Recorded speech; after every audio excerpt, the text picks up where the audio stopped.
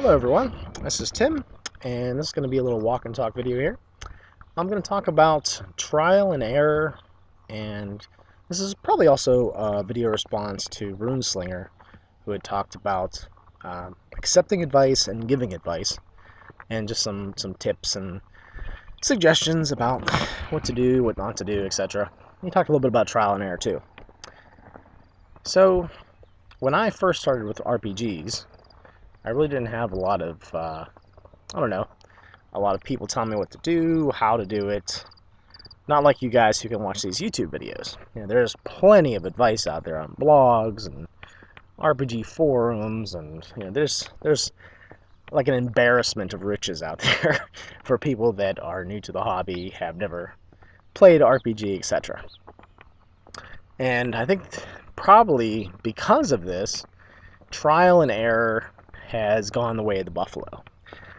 Yes, it's still there, but a lot of people have all this advice, and I think perhaps they're missing something. They don't have that same option of not taking that advice, like just doing it yourself to some extent. I mean, really, if you think about it, they are gonna make mistakes, but it's almost like these videos are sort of like a shortcut.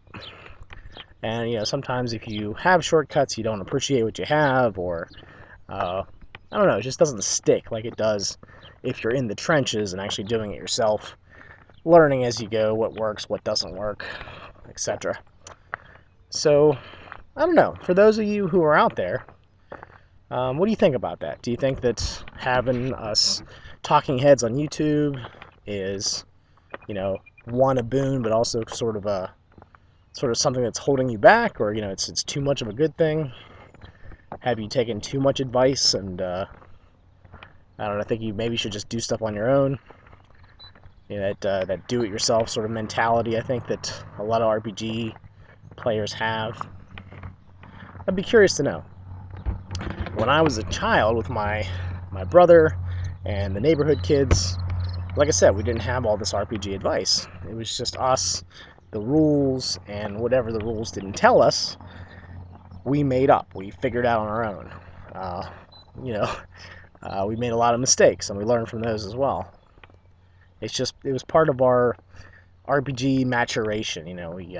We grew up as role players. We grew up as people that played these games. It was a process, and I don't know. Maybe having all this advice sort of cheapens that. It takes away from that, I think, maybe. That process, that starting out as a complete newbie and, I don't know, just figuring out on your own. It's something I've been thinking about since I watched the Runeslinger video. What would I have been like? How different would I have been if I wouldn't have done all those things on my own, all those, mistakes, if I hadn't learned from them on my own. Because, sometimes I'm kind of stubborn. I'll do things to my own detriment sometimes, and then later realize, I probably should have listened to those people that had gone through similar things. But I don't know. Sometimes I think you just have to learn on your own. You have to make those mistakes, no matter what some talking head on YouTube tells you to do or not to do. There's so many different styles, there's different ways of playing. Just, I don't know, there's a lot to think about. And just look at my channel, for instance. I think this is probably like the 700th video, or, I don't know, something ridiculous like that. So there's obviously lots of things to talk about. And, at some point we're going over the same material, we're splitting hairs, we're, I don't know, talking about things in different ways that we've talked about before. But there's always things to talk about. I don't know what I think. I'm just rambling in the morning, so don't mind me. Trial and error, yeah. Maybe something else I could talk about. Let's do a couple of these in a row here. So BashBizzNet put out a video about his first convention experience. And for me, my first convention experience was part of my gaming club in Pittsburgh. GASP, the Gaming Association of Southwestern Pennsylvania. And the first convention, in quotes, was more like a glorified gaming day, like we normally had once a month. Except this, most of the people that would normally just attend signed up to run games for other people, and we advertised and put up flyers, and it was really cool to see. Like the RPG slots, you know, people had to sign up, or they could sign up when they showed up at the convention. It was a really good experience. I think I learned a lot from seeing a lot of different types of players, a lot of different types of personalities all around the table, and it was interesting because you never know who's going to show up to the game. You never know what type of people are coming, and I really think that helped me be more flexible. And I've talked a little bit about conventions before, but you know, you have to think on your feet more. You have to improv more, I think. You know, you don't know the players like they are members of your weekly group or bi-weekly group or whatever. You know those people pretty well after spending a lot of time with them. But you know, you literally get to know people in the first 5-10 minutes, you know, and then you're trying to, you know, explain the game system or get into the game itself, you know, the meat proper, the meat and potatoes of the reason you're there, the one shot. And you know, you learn, at least I did, you learn ways to teach RPGs quickly. You learn that rules-light RPGs are a lot easier to run for people who have never played before. And if you don't have a rules-light RPG, you have to understand that there's going to be more questions. You know, people aren't going to understand all the ins and outs of the game unless you put in the blurb like only taking experienced players. You know, but for me, I always in the blurb put I'm willing to teach the system to you. Just because I don't know. It's I think conventions are a really good way to experience RPGs that you've never played before. Just a way to you know, try out new things, and I don't want there to be a burden or a reason why a person can't play a game. You know, even though that might make things run more smoothly. Just blurbs in general, I think, are important, just to get people hooked. You know, make people interested in what you're doing. Describe what the one shot will be about. You know, set up any expectations they might have. Like for instance, when I put the blurb for my Wraith the Oblivion one shot dealing with the Holocaust, you know, that's a very serious subject matter that, you know, somebody shouldn't just walk in and not know about. Like, if you signed up for a Wraith game and you didn't understand what Wraith was, or what the subject matter of that one shot was, you know, you could really be just in a very awkward, uncomfortable position. But that wasn't the case for my game. Everybody knew what they were getting in for, so that was cool. Man, I'm out of breath. I'm so out of shape. It's ridiculous. All right, so that was for Bash, but it was a very good experience for me. You know, I go back every single year to the same convention. I've tried going to some other local conventions, so I really recommend that if you have any close by. You know, even within an hour or two of your location, just give it a shot. You know, maybe get a hotel room or something and stay you know, close by if you can. What other one response video is going to do here? Runeslinger put out another video about initiative, and he was asking what kind of initiative system would you come up with? What kind would you use if you were going to make an RPG today? And the only one that I've ever come up with myself that I don't think is out there, I might have even talked about it before, was sort of this idea of 5, where every 5 rounds of combat, you refresh your pool. So you have literally number 1, 2, 3, 4, and 5. So you can decide, you know, this combat round, I want to go first, so I'm going to pick a 5. Of course, if someone else picks a 5, your actions are going to be simultaneous. So if everybody picks a 5 the first combat round, it's all simultaneous. So, you know, damage and stuff gets resolved at the end of the combat round. And I kind of like that. I kind of like that it has a little bit of resource management, you know. And I also thought it was kind of cool that you could use like a small deck of 5 playing cards and just hold them up, put in like a discard pile and refresh them. Or you could even just, you know, use your hand. You know, you hold up a number. You know, I'm going to pick 1 this time. And that's another thing. You know, you're going to have to choose to be slow every, you know, at least once every 5 rounds. And I don't know, I think it's simple, easy to represent. You know, you just hold up a finger or hold up a card.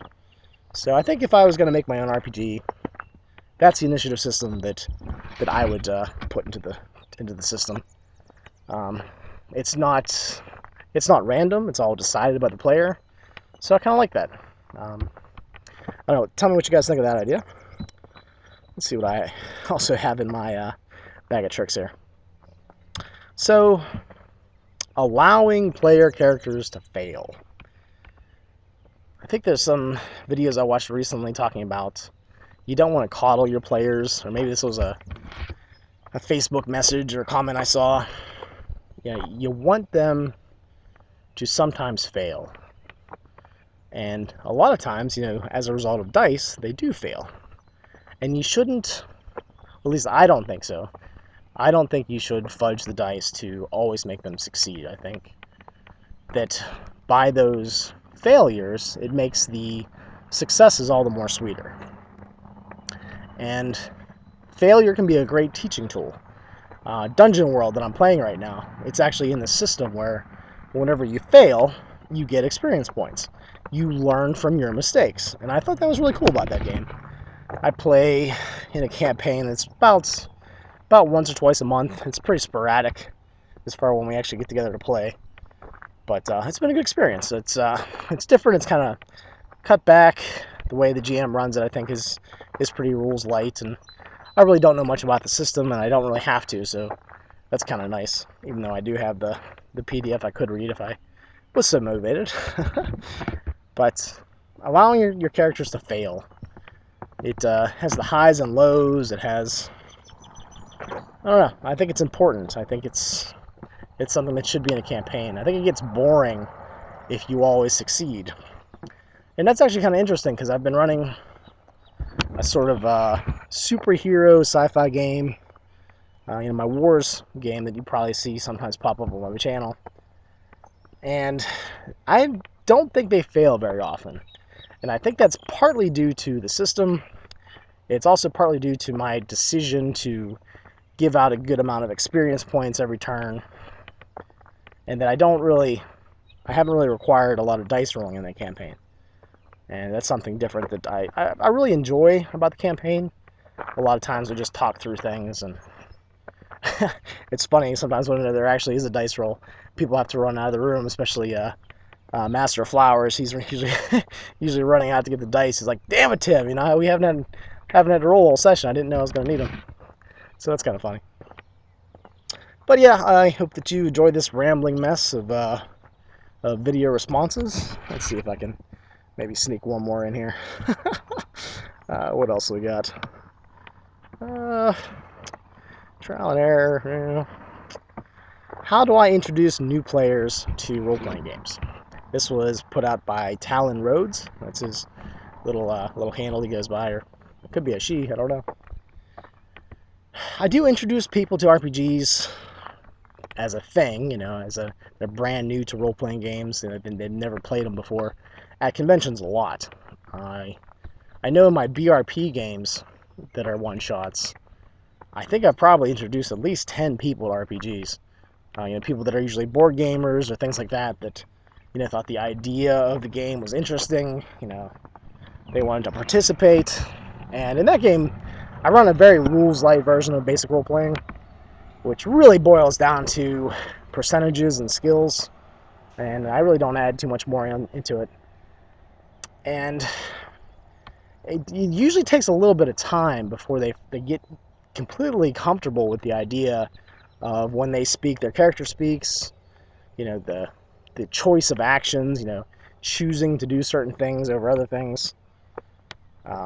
Having that freedom. I think that freedom almost scares them sometimes.